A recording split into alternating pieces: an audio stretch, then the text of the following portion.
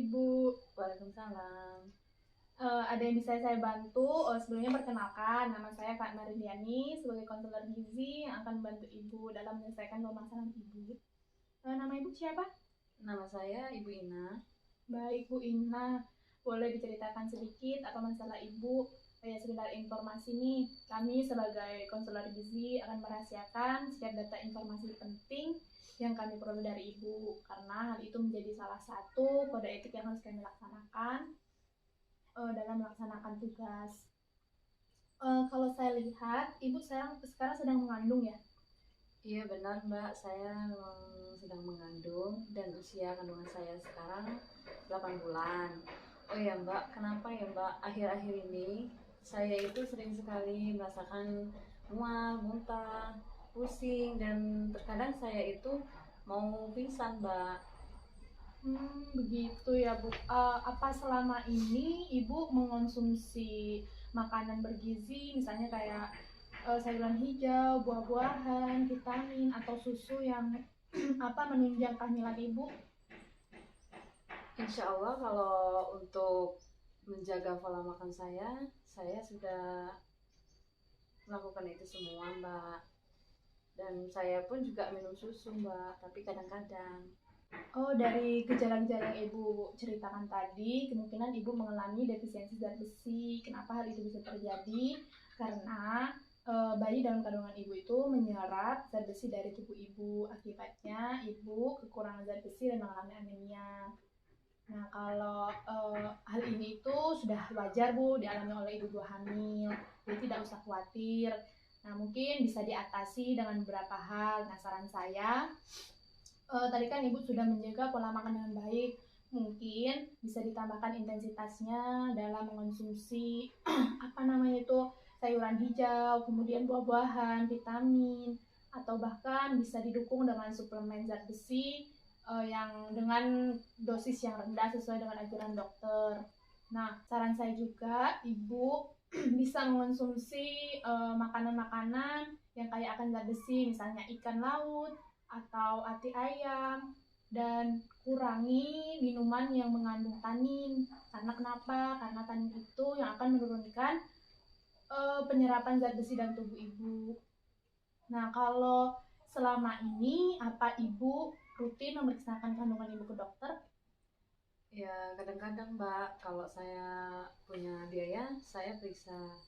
Tapi kalau saya sedang tidak punya biaya, ya saya sering telatnya Mbak kalau periksa itu.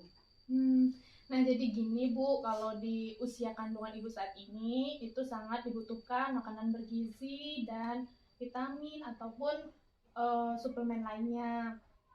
Apalagi kan di usia 8 bulan ini, janin dalam kandungan Ibu itu sudah mulai aktif sehingga membutuhkan energi yang lebih untuk menunjang tumbuh kembangnya janin dalam kandungan Ibu.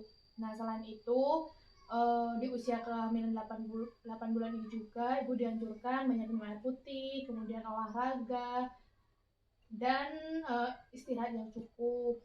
Nah, kalau misalnya Ibu bingung terkait olahraga, kalau Ibu hamil itu olahraganya apa? Kan nggak mungkin kalau lari-lari ya Bu.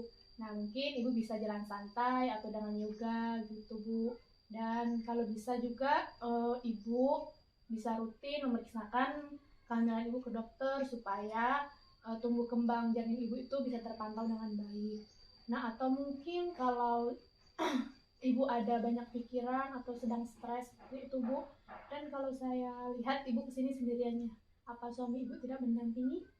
Iya benar Mbak, sebenarnya saya itu memang sedang banyak pikiran. Dan iya saya datang tadi ke sini sendirian. Karena suami saya sedang pergi keluar kota Mbak. Dan tujuan suami saya itu pergi keluar kota itu mau meminjam uang ke saudara saya. Ya jujur kami sedang bingung untuk masalah ekonomi kami.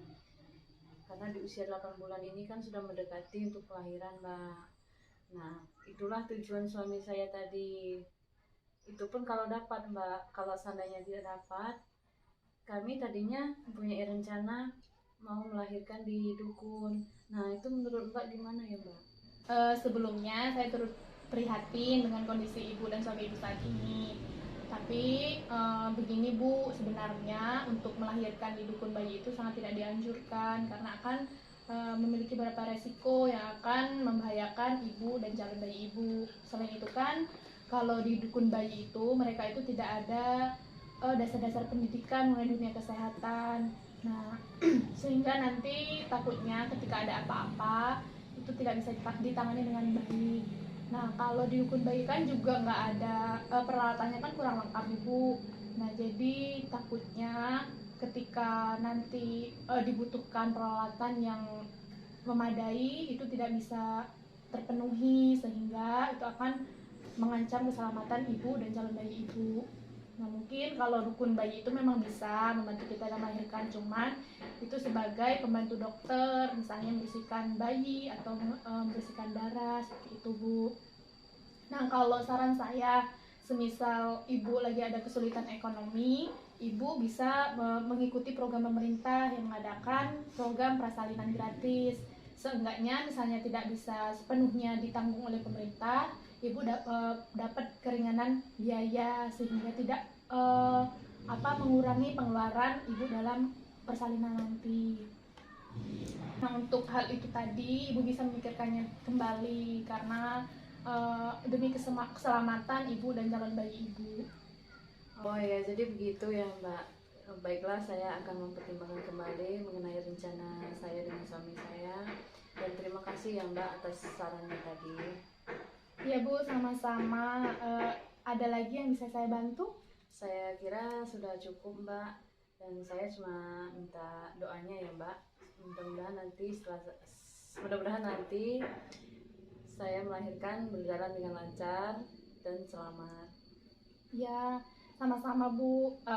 Semoga nanti Ibu diberikan kemudahan, kelancaran, serta Ibu dan calon bayi Ibu lahir dengan sehat dan selamat. Amin. Baiklah, kalau begitu saya mohon pamit ya Mbak. Terima kasih ya Mbak. Iya Bu, sama-sama, senang bisa membantu. Assalamualaikum. Waalaikumsalam.